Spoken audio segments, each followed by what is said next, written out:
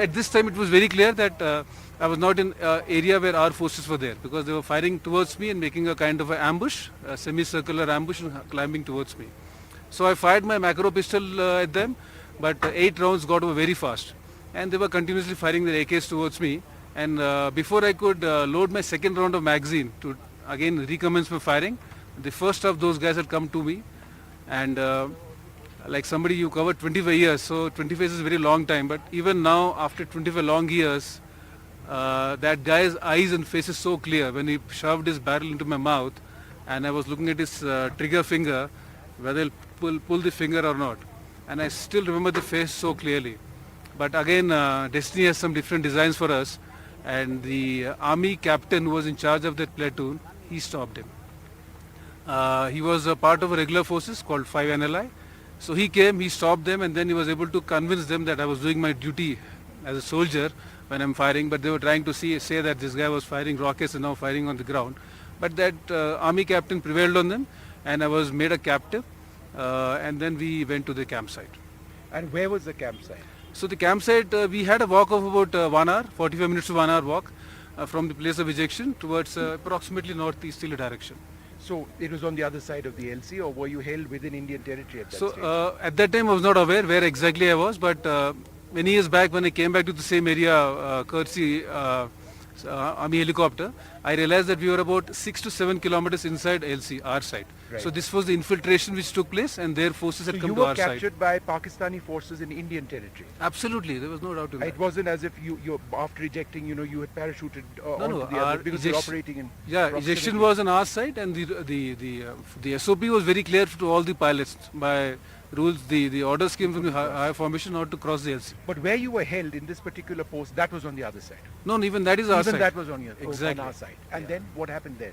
So we spent about an hour and a half there. And you were able to walk and things like that. Were you injured?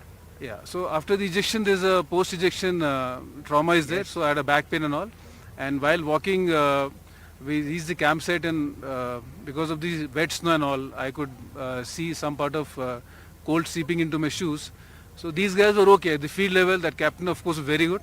I have a lot of respect for him at a person-to-person level, because he saved me from his troopers when they Yeah. captured me.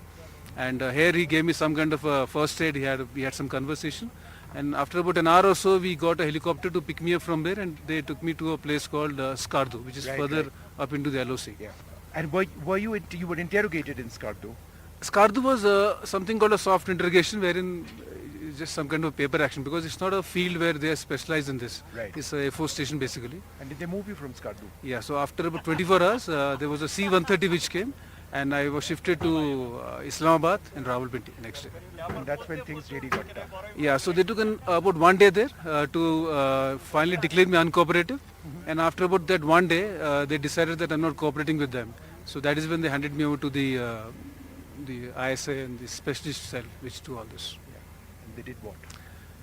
Yeah, so these 3.5 days was quite bad because staying alone in the cell with a lot of interrogation techniques of heat, standing, hitting, food not being there. So it becomes very tough because they want to break you mentally, physically, emotionally, so that I start talking to them. But I was again a bit lucky because by the time this part gets over, we get into a state called drugs or third degree. In case we start third degree, I believe, which I got to know later, then the situation of being sent back is not there, because all the injuries on the survive it. one is survival. Secondly, till now all the injuries they can explain by saying that he was trying to escape and all these things happened. But when the third degree starts, you'll have marks on the body which you can't explain. But I was lucky before that stage came, the decision came to get me back to India. But just in terms of what they did to you, heat means what? And hit, I understand, they beat you with what, sticks? Yeah, so it's the entire process. It's a very systematic process which I believe has been there since long. 71 war also the same things followed. So they step up the process, wherein they keep stepping up and see where you will break down. So physical hardship, then mental hardship, then the heat treatment starts. Then The heat treatment is what? so a lot of high wattage bulbs on the cell pointing towards you, and denial of food, denial of sleep is very important. They electrocute you. No, not electrocution. That comes later. But They did beat you at that stage. yeah, beating and all is With pretty. sticks or with their hands or... Yeah, and so what happens is if they deny you sleep, so then you start and they deny you sitting down, that the entire process. So obviously after some stage you can't stand, so you start falling, then you start hitting.